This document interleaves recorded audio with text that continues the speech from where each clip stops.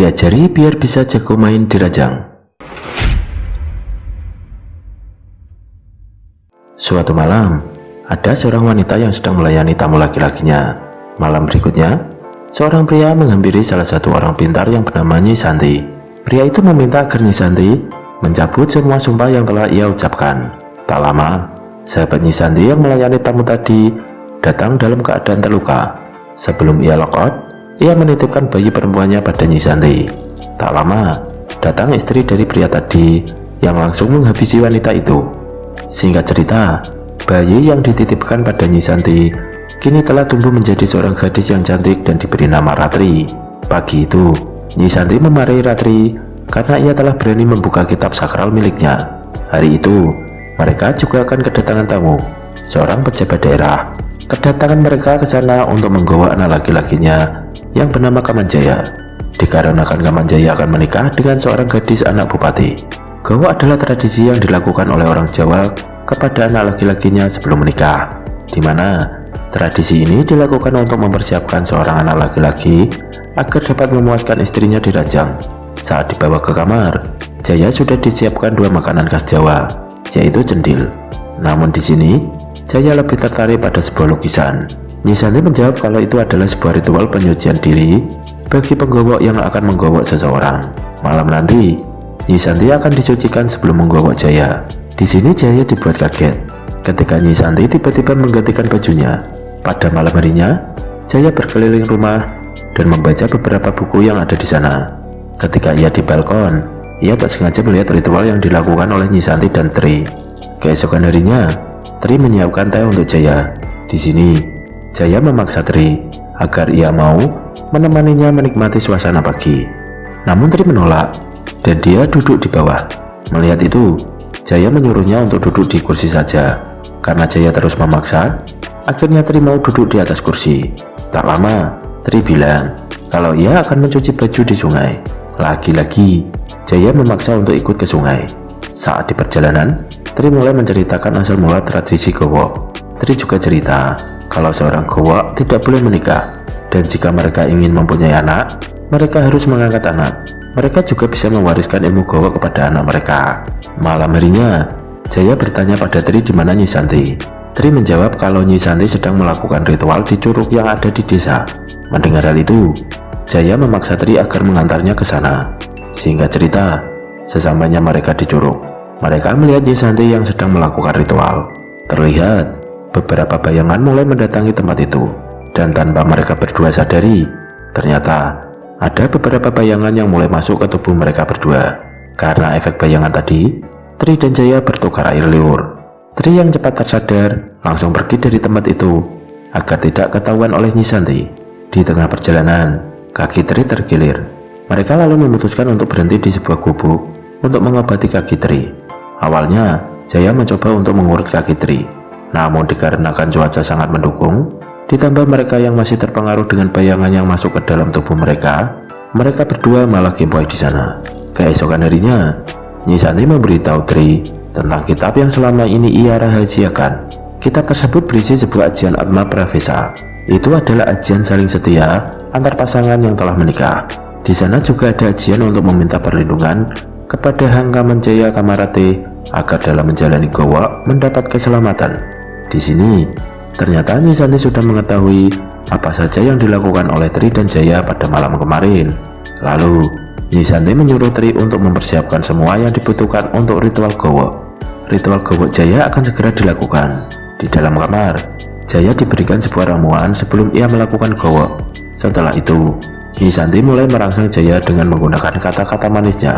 Lalu, Nyi Santi dan Jaya kimpoi. Namun Jaya melakukan hal itu sambil membayangkan saat bersama Tri. Sementara itu, Tri sedang menangis ketika melihat orang yang ia sayangi kimpoi dengan ibu angkatnya. Pagi harinya, Jaya menanyakan keberadaan Tri pada Nyi Santi. Lalu, Nyi Santi bilang kalau Tri berada di sungai. Jaya langsung menghampirinya dan mengungkapkan seluruh perasaannya pada Tri. Namun Tri menolak dan menyuruh Jaya untuk pergi. Malam harinya, Jaya mendatangi Tri dan mengajaknya untuk janjian ketemu di Gubuk Asmara kemarin. Singkat cerita, mereka ketemuan di Gubuk Asmara kemarin. Di sini, Jaya memberikan buku hariannya pada Tri. ia menuliskan seluruh perasaannya. Jaya juga memberikan brosur organisasi yang dapat membantu Tri mewujudkan semua mimpi-mimpinya. Organisasi itu beranggotakan wanita-wanita tangguh yang berjuang untuk menggapai mimpi. Jaya juga menceritakan tentang ketua organisasi tersebut yang bernama Ningsih. Awalnya, Ningsih hanyalah anak seorang perampok yang memiliki pemikiran kalau perempuan mempunyai hak yang sama dengan laki-laki. Di sini Jaya berjanji akan menjemput Ratri di tempat Ningsih untuk dijadikan istri. Sehingga cerita, tiba saatnya Jaya dijemput oleh orang tuanya untuk pulang. Setelah kepergian Jaya, Nisanti menasihati Tri untuk melupakan Jaya karena cinta mereka terhalang perbedaan kasta. Nisanti bilang kalau Jaya tidak akan pernah kembali untuk menepati janjinya kepada Tri. Sehingga cerita, akhirnya Ratri berhasil menemukan organisasi yang diceritakan Jaya kemarin. Di sana, Ratri bertemu dengan Ning. Sejak hari itu, Ratri mulai belajar di sana. Ia juga mulai merangkai satu persatu mimpi-mimpinya. Di sela waktu belajar dan membantu Nisanti, Ratri juga menyempatkan diri untuk mengirim surat kepada Jaya. Awalnya, kirim-kiriman surat berjalan dengan lancar. Namun setelah beberapa minggu, Jaya tiba-tiba menghilang dan tidak mengirimkan balasan surat dari Tri.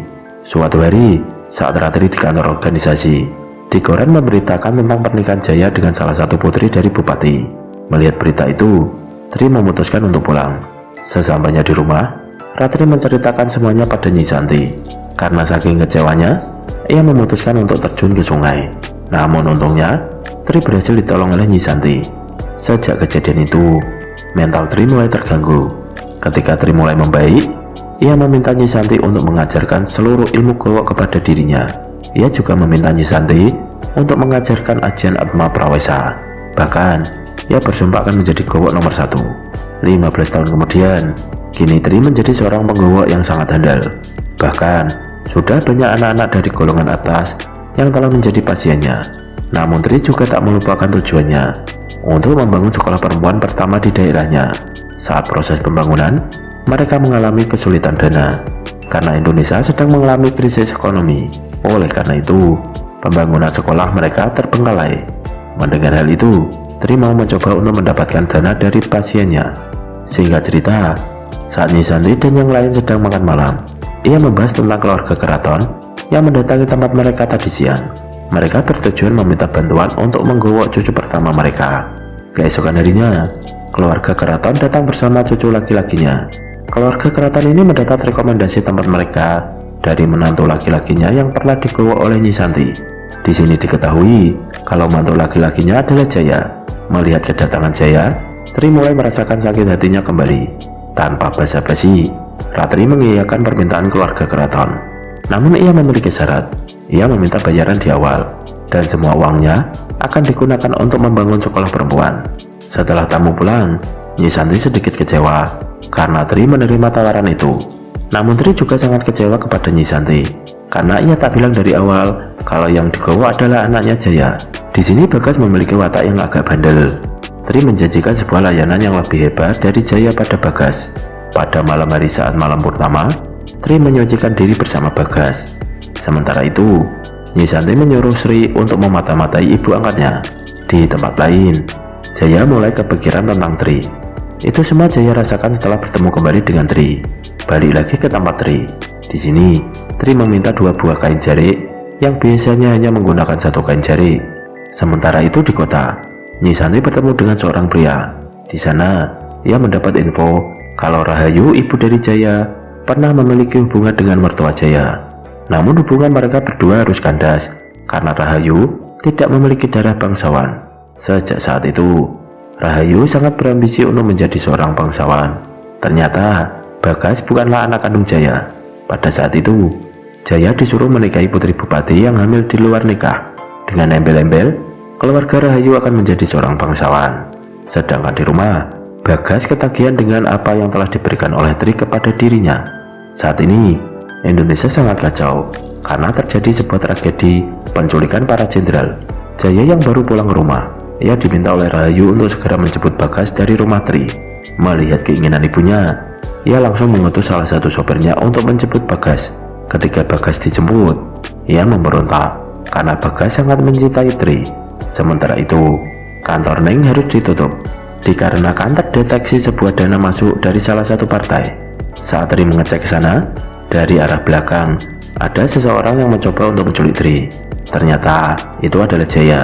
Setelah Ratri sadar, Jaya langsung membahas permasalahan mereka berdua yang belum selesai. Jaya memberikan surat terakhir dari Tri yang menyatakan hubungan mereka telah selesai. Namun, Tri merasa tidak pernah mengirimkan surat tersebut kepada Jaya. Di sini Jaya merasa selalu mengirim surat pada Tri, namun tak pernah dibalas. Begitu juga sebaliknya. Setelah membaca isi surat tersebut, Tri mencurigai Nyi Santi sebagai pelakunya. Sesampainya di rumah, Tri mencoba untuk masuk ke kamar Nyi Santi. Namun kamar itu ternyata terkunci, dan kunci kamar itu dipegang oleh Sri. Lalu Sri bilang, dia akan memberikan kunci itu kalau Tri menceritakan semuanya kepada dirinya. Tri akhirnya berhasil masuk, dan Sri akan mengawasi dari luar.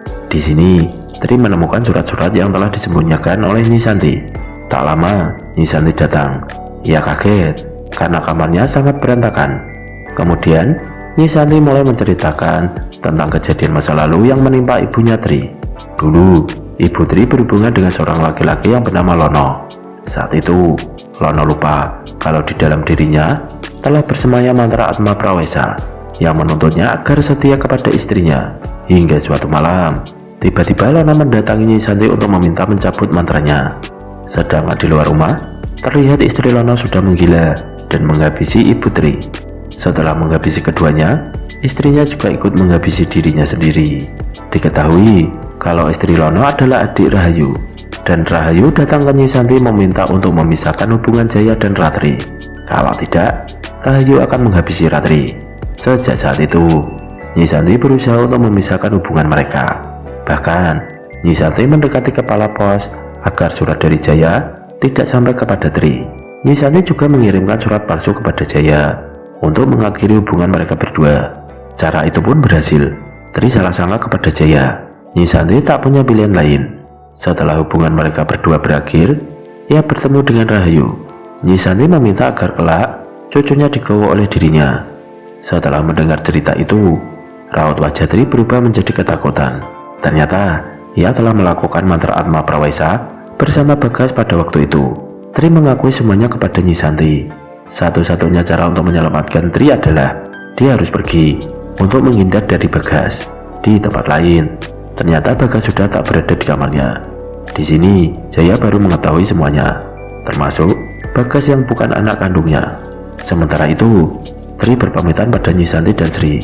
Namun tak diduga, saat di tengah jalan, ternyata Bagas sudah berada di tempat itu. Bagas menghalangi jalan Tri. Bagas meminta agar Tri pergi bersamanya. Tri sangat ketakutan melihat Bagas. Namun beruntung, Jaya datang menolong Tri. Setelah melumpuhkan Bagas, Jaya menyuruh asistennya untuk membawa Bagas pulang ke rumah. Sedangkan dirinya berusaha meyakinkan Tri kalau mereka bisa hidup berdua lagi. Namun Tri menolaknya, dikarenakan ia mempercayai takdir kalau mereka berdua harus terpisah. Tanpa mereka ketahui, ternyata Bagas balik lagi dan langsung mengulti Jaya. Tri mencoba melarikan diri dari Bagas, namun Bagas dengan mudahnya bisa mengejar Tri.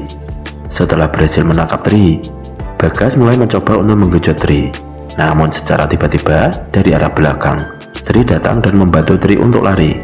Ketika akan melarikan diri, kaki Sri ditarik oleh Bagas. Dengan penuh emosi, Sri mulai menghabisi Bagas dengan golok. Tak lama, sekelompok warga datang. Di sini Sri mengaku kalau Bagas adalah salah satu anggota kelompok yang mereka cari. Dari sini Tri pun mencoba untuk membawa tubuh Jaya. Namun Sri mengingatkan kalau mereka sudah tidak memiliki banyak waktu, dikarenakan hari mulai siang. Sehingga cerita 20 tahun kemudian, terlihat adik kakak yang sedang menawar rumah peninggalan Nyi Santi. Ternyata mereka berdua adalah anak dari Tri. Dan di bekas rumah itu, Tri akan membangun sekolah khusus wanita. Dan film pun selesai. Pesan dari film ini adalah, jangan sembarangan membaca mantra ya. See you, jangan lupa subscribe dan lancar terus rezekinya.